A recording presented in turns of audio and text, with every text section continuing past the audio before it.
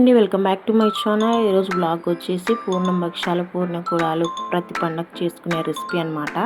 పూర్ణం చేసేటప్పుడు లూజ్ అయిపోతుంది అనమాట. చూడండి ఈ విధంగా పూర్ణం మొత్తం లూజ్ అయిపోతుంది. ఇలా లూజ్ అయినప్పుడు మనం కొంచెం నెయ్యి వేసి గ్యాస్ మీద చూడండి కొంచెం తిక్కుగా చూడండి ఇలా మనం కలుపుకుంటూ ఉంటే చూడండి లాస్ట్కి అయితే ఇలా పర్ఫెక్ట్గా అవుతుంది అనమాట. చూడండి ఈ విధంగా ఎంత బాగా వస్తాయంటే అంత బాగా వస్తాయి. ఎంత లూజ్ అయిన మిశ్రమాన్ని కూడా మనం ఇలా చేసుకోవచ్చు.